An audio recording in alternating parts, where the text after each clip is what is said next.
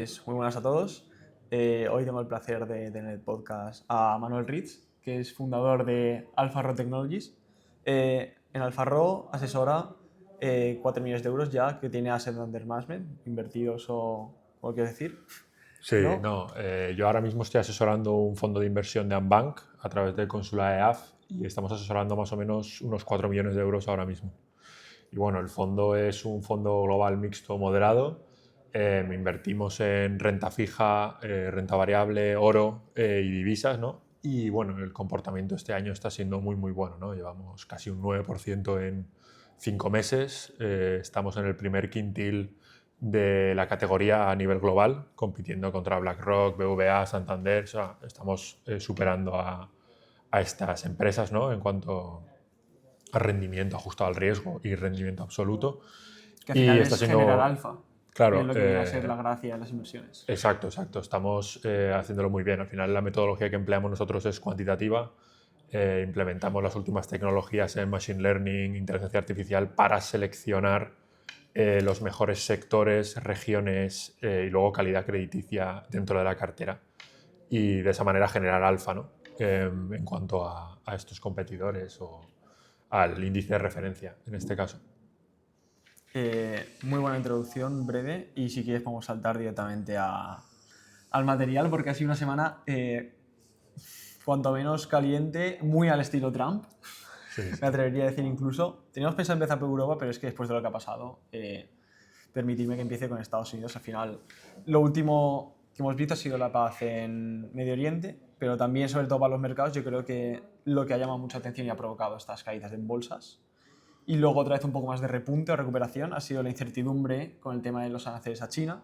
Dijo Trump que le metía un 100% de arancel a China, luego ha puesto un tweet o un Truth Social echándose atrás. ¿Tú cómo ves esto un poco? Sí, lo de haber, Trump este año está siendo una locura, ¿no? Sube un tuit, te cae el mercado un 4% en un día, son movimientos que pues, son difíciles de ver, ¿no? Un 4% en un día para el S&P 500 es una barbaridad. ¿Qué fue lo que pasó? Bueno, cayó un 3,5 el S&P 500 este viernes, ¿no? Con la noticia de que Trump iba a imponer, bueno, iba a romper el acuerdo comercial, lo primero, y iba a imponer 100% de aranceles, además de lo que ya tienen, ¿no? Esto lo que pasa es que el mercado pues, empieza a descontar mayor incertidumbre, menor crecimiento económico, ¿no? Porque al final, cuanta mayor incertidumbre hay, menos se invierte, menos se contrata, más, digamos que se reduce ese crecimiento económico en Estados Unidos y luego a nivel global también, ¿no? Y luego también las expectativas de inflación suben, porque al final los aranceles lo que son es, digamos que disminuyen la oferta de producto, la demanda se supone que se mantiene igual, entonces los precios suben. ¿Qué pasa? Que entonces la Reserva Federal no puede bajar tipos de interés, que es un escenario, ¿no? Que el mercado quiere que pase y bueno, al final es eso, ¿no? Baja el S&P en base a esos cambios, ¿no? Que descuenta de repente, ¿no? Con ese tweet.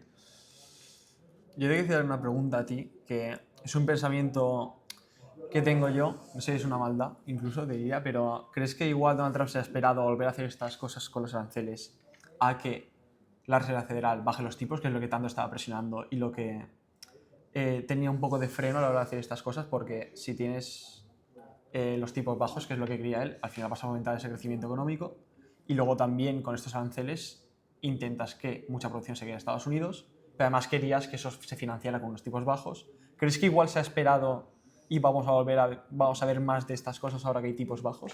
¿Que tiene vía libre para hacerlo o no necesariamente? A ver, es muy buena pregunta. El tema es que yo no sé si Trump llega a entender que, aunque él presiona a la Fed para que baje los tipos de interés, al final lo que a Trump le interesa es que los tipos a largo plazo bajen. Y sobre esos tipos de interés, la Fed no tiene casi ningún tipo de control, ¿no? Porque es lo que pricea el mercado en ese momento. O sea, aunque la Fed ahora te recorte 100 puntos básicos o un 1%, seguramente la parte larga, los bonos a 20, 30 años, ¿qué van a hacer? Van a subir. O sea, el rendimiento va a subir, que es lo contrario a lo que quiere Trump, porque al final... Es el steepening que estamos viendo tanto ahora. Claro, exacto. ¿Por qué? Porque la Fed ahora te baja los tipos de interés, pero el mercado ya te empieza a descontar una mayor inflación porque piensa que esa bajada de tipos es un error. Entonces consigue el efecto contrario, ¿no? Entonces yo opino que cuanto menos se meta en la política monetaria, mejor. Al final, unos tipos, digamos, elevados significa que el crecimiento económico es muy bueno. O sea, al final, cuando la Reserva Federal baja tipos es que hay una recesión o aumenta el desempleo y es un mecanismo de protección que si tú, cuando todo va bien, de repente te lo quitas, que también se llama como la Fed Put, ¿no? De decir, Sí. si ahora la Fed, que todo está yendo fenomenal, baja los tipos de interés, cuando las cosas vayan mal, no va a tener nada con lo que No estimular. queda ese put. Claro, entonces yo no entiendo muy bien la estrategia de Trump ahí. En cuanto a eso, si de verdad lo que quiere es bajar los tipos de interés, lo que tiene que hacer es reducir el estímulo fiscal, porque eso es altamente inflacionario. Para que la Reserva Federal reduzca los tipos y el mercado se lo compre, lo que tiene que pasar es que la inflación baje, que es contrario a lo que él está intentando hacer con los aranceles, ¿no? Con los aranceles lo más probable es que la inflación suba, luego también con el descontrol que llevan de gasto es probable que la inflación suba. Entonces, ahí la Reserva Federal está atada de manos, por mucho que Trump quiera bajar los tipos de interés, ¿no? Y enlazando un poco con esto, te quería preguntar, yo creo que en muy buena parte todo este efecto de steepening le ha dado y le va a dar mucha carrera a lo que es el oro. ¿Cómo ves el oro?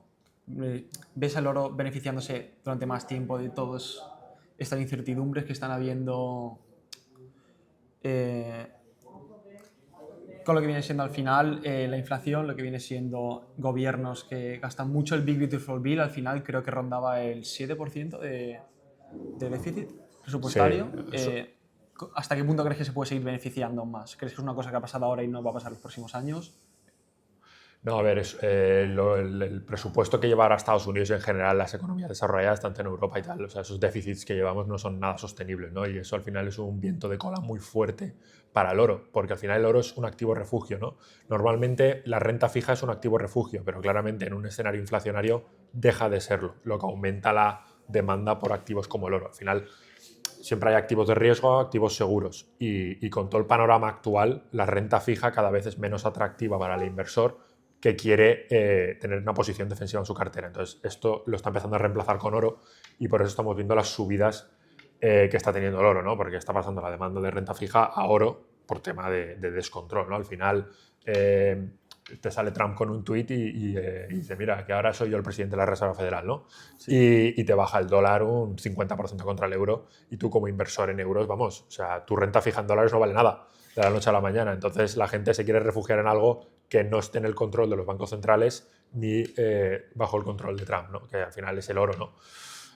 O puede ser el Bitcoin, ¿no? Según como lo mires, pero el oro es tradicionalmente lo que ha perdurado 5.000 años, ¿no? El Sí. Bitcoin lleva menos.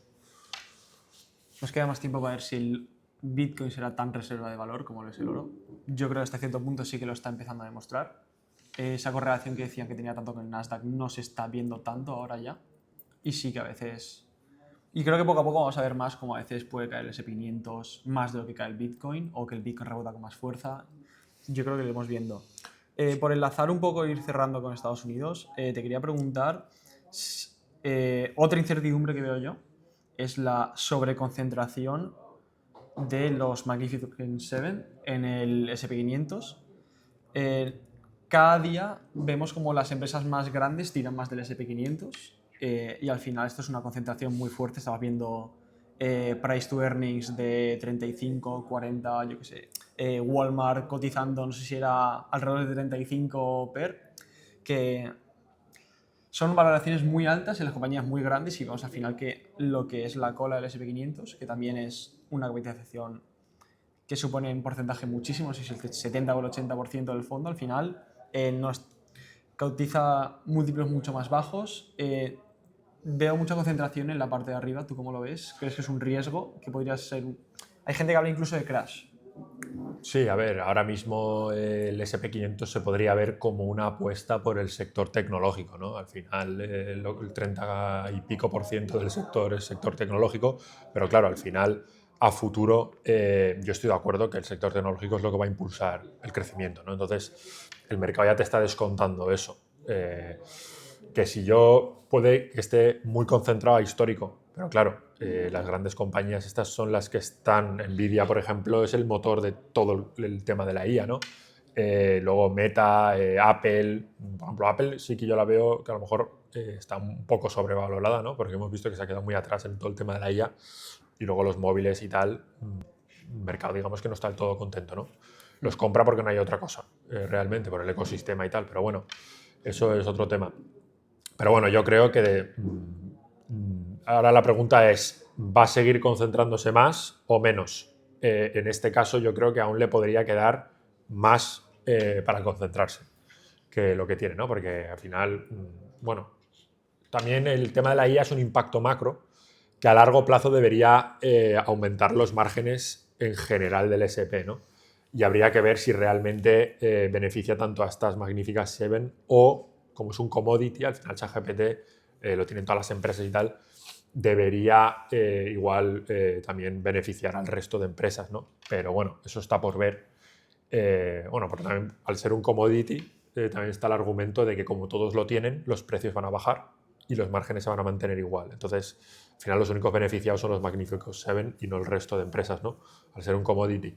Entonces, no sé, o sea, es muy difícil saber si va a seguir a más o a menos o tal. Y claramente hay más riesgo porque está más concentrado, pero también más retorno, ¿no? Que es lo que estamos viendo últimamente. Y luego también las valoraciones que mencionabas, ¿no? Que parece que el S&P está súper caro, pero yo siempre digo, la composición del S&P hoy no es la composición que ha tenido los últimos 20 años. Eso va fluctuando constantemente, ¿no? Por ejemplo, del año del 2000 al 2010 estaba muy concentrado en real estate, sector energético, materiales, que eso cotiza un PER Más bajo. claro, de 10 a 15 veces, o sea, 15 como muchísimo. Y el sector tecnológico no te cotiza menos de 15 veces, que se supone que es la media histórica del S&P, ¿no? Entonces, hay que tener muy en cuenta la composición a la hora de calcular, de ¿Crees que va a tomar ser conclusiones sobre ese PER. va a ser un nuevo tópico, tú crees? ¿El Es qué? decir, ver compañías tecnológicas cotizando a más y que, por tanto, al entrar más compañías tecnológicas a tener más peso, ver valoraciones más altas, es lo Claro, normal. exacto. Yo personalmente lo que suelo coger es el PER rolling de 5 años, ¿no? En periodos de 5 años a lo largo del tiempo y ahí ver si hay desviaciones muy altas, ¿no? Al final, Hacer un pair growth. claro, mover es un moving average, ¿no? Una media móvil del PER. ¿Por qué? Porque esto se ajusta realmente a la composición. Porque digamos que no coges la media de todo el sample, ¿no? De todos los datos, sino coges la media de los últimos 5 años, que realmente es más o menos la composición que tenemos ahora, ¿no? Y si de repente la media de los últimos 5 años es un PER 25 y ahora estamos cotizando un PER 50, pues entonces te compro que estemos caros. Pero si ahora estamos, la media es un PER 25 y estamos en más o menos eso, estamos en la media, digamos, ¿no? Por tema de composición del S&P ahora mismo. Yo te pregunto, ¿no crees que también se descuenta mucha inflación ahí? Y que al final se espera más crecimiento venido por más inflación, expansión monetaria. Muy buena observación eso. También es verdad que al final las acciones, los rendimientos son nominales, ¿no? Entonces, si hay mucha inflación, lo normal es que los ingresos sean mayores, los beneficios sean mayores y por lo tanto el precio de la acción suba. No porque haya más crecimiento económico, sino porque hay inflación, ¿no? Porque la moneda pierde valor y tal. Y bueno, claramente las acciones, sobre todo las tecnológicas y tal, son buenas coberturas de inflación, ¿no? Luego también tenemos el sector energético.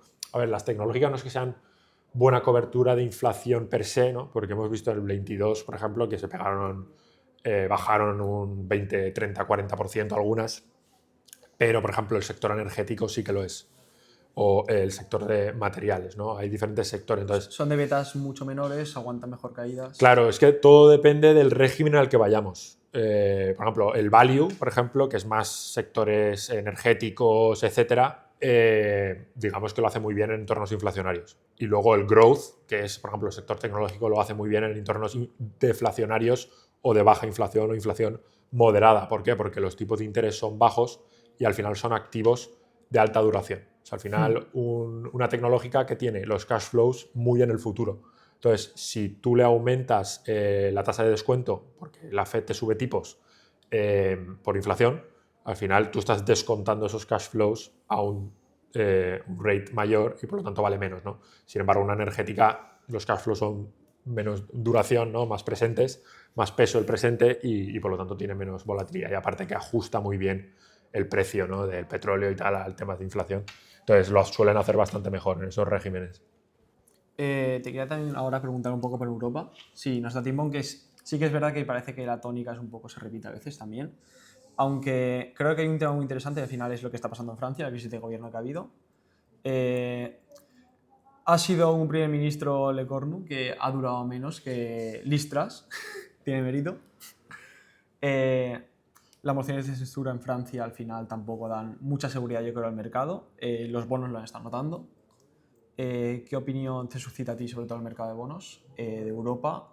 ¿Crees que al final va a pasar factura el haber gastado sin freno durante muchísimo tiempo economías como Francia, economías como España, que tienen unas deudas altísimas?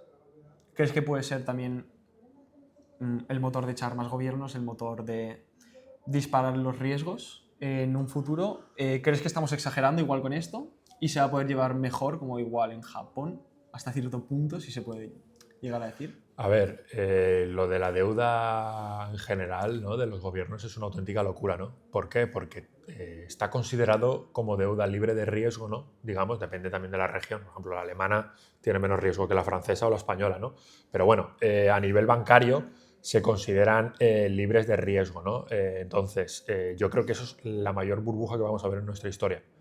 Porque en términos nominales igual sean libres de riesgo porque sale el Banco Central y te rescata, pero claro, en términos reales de inflación no lo son, ¿no? Hay mucho riesgo. Al final, como lo veo yo, es como una empresa. Si un país fuera una empresa, ¿tú le darías dinero a un país que pierde dinero? O sea, si tiene un déficit, significa que gasta más de lo que ingresa. Yo igual Y le encima, hacía una reestructuración, ¿no? Un poquito. no, Como suele pasar yo cuando lo primero que estas haría, cosas. yo a una empresa que gasta más de lo que ingresa, yo no le presto dinero. Eso para empezar. Pues a los países se les presta. O sea, los países están gastando un 4% más de lo que ingresa, ¿no? Hemos visto que tienen un déficit del 4%. Entonces, ¿eso qué quiere decir? Que ellos están aumentando su deuda todos los años, una barbaridad. ¿Y cómo repagan la deuda antigua?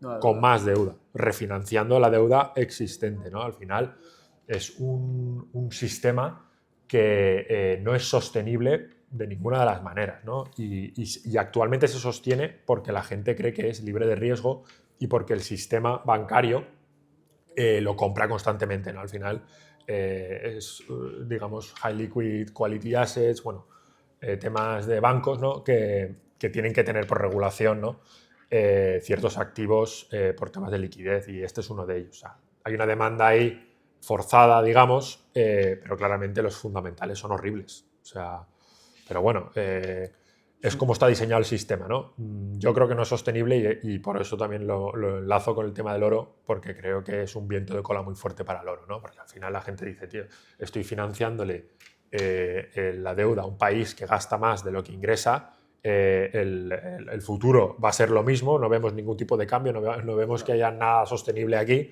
Entonces, ¿por qué le voy a seguir refinanciando la deuda a este país, ¿no? Prefiero invertir en oro o mi dinero en otros lados. Ahí hay un gran problema, claro. Y por ir cerrando un poco, todo esto al final, lo que hemos hablado también, vamos a hablar un poco menos de Europa, más de Estados Unidos, pero me cae la duda de tú ahora con estos movimientos, ¿cómo ves la evolución de euro-dólar? Estamos viendo un euro que se ha puesto bastante fuerte durante este último año. ¿Crees que puede seguir así? ¿Crees que puede llegar a estar incluso inflado lo que puede valer porque ya se descuentan todas las bajadas de tipos de la Fed y al final, cuando vaya pasando ese tiempo, puede que se desinfle ese humo o se mantenga? Claro. ¿Crees que van a cambiar cosas? Para saber en mi opinión, para saber la dirección que va a tomar un activo, ¿no?, hay que primero entender qué está descontando el mercado, ¿no? En el caso del eurodólar, un factor que influye mucho, yo creo, es los tipos de interés. La expectativa que tenga el mercado de tipos de interés, tanto por parte del ECB como por parte de la Fed en Estados Unidos, ¿no?, los bancos centrales. En este caso, yo creo que el mercado está descontando múltiples bajadas, dos bajadas hasta final de año para el dólar, para los tipos de interés en Estados Unidos, ¿no? Que yo creo que es muy optimista, ¿no?, porque estamos viendo una inflación por encima del 3, que está por encima del objetivo de la Fed. Luego también estamos viendo, pues, un crecimiento económico muy sólido, lo cual hace muy difícil justificar recortes, ¿no? Sí que hemos visto que el mercado laboral de Estados Unidos está empezando a empeorar un poco, pero bueno, sigue estando muy por debajo de su media histórica. O sea, yo creo que seguir recortando, en mi opinión, es un poco precipitado, y yo creo que el mercado es más probable que descuente menos recortes que más. Por lo tanto, creo que el eurodólar en este caso se podría depreciar a más o menos su media anual, que está en torno a 1,10, 1,11, que ahora mismo está en 1,16. Pues ahí hay potencial al trade. Si tú crees que al final va a ser así, porque al final la forward curve, que la tengo yo aquí delante, descuenta lo contrario, descuenta que el eurodólar va a subir bastante. No, claro, esos son los futuros, ¿no? Claro. No, pero los futuros lo que hacen es básicamente por diferencial de tipos. O sea, si el eurodólar hoy cotiza 1,16, lo que hacen es decir, vale, si el tipo de interés en Estados Unidos es X y el de Europa es tal, pues es normal que la curva, como el tipo de interés en Estados Unidos es superior al de Europa, digamos que cotiza el futuro está en contango, ¿no? Sí. Por el diferencial negativo que hay entre Estados Unidos y Europa, ¿no? Positivo para Estados Unidos. Eso al final no te quiere decir que vaya a pasar eso, ¿no? No es lo que No, está pero el al mercado final es lo que se contando. descuenta ahora mismo. No, lo que se descuenta ahora mismo es 2 recortes de tipos por parte de la Fed. Y eso te sitúa el eurodólar en 1,16 hoy. Y el futuro es eso más el tipo de interés, o sea, por temas de arbitraje. No te está si tú quieres tomar una posición alcista o bajista, el futuro no te dice dónde está el precio a dentro de 6 meses. No, eso simplemente es por un diferencial de tipos. Pero bueno, yo creo que dentro de 6 meses va a estar por debajo de lo que está hoy. Y en el fondo de inversión que asesoro estamos posicionados para ello. También tenemos oro, tenemos renta fija, renta variable, ¿no? Y más o menos si el eurodólar bajara a 1,10 nos veríamos muy beneficiados de este movimiento. Sí, porque estáis bastante puestos con Estados Unidos. Claro, tenemos un 60% de la cartera más o menos en dólares. Entonces nos veríamos muy beneficiados y tal. Y luego también el dólar, al ser moneda refugio en temas cuando hay guerras o eventos inesperados, ¿no? También nos ayuda a compensar pérdidas posibles en renta variable y tal. Porque normalmente el euro-dólar se suele depreciar en momentos de estrés. Yo creo que más o menos todo lo que iba a comentar lo hemos tocado. Hemos tocado un poco Europa, sobre todo Estados Unidos, hemos tocado un poco de Forex y yo creo que será un podcast bastante completo. Yo te agradezco que hayas estado aquí. Ha sido una conversación muy buena y creo que para que lo escuche probablemente también. Y bueno, hasta aquí todo. Muchas gracias y nos despedimos. Muchas gracias, Guillermo.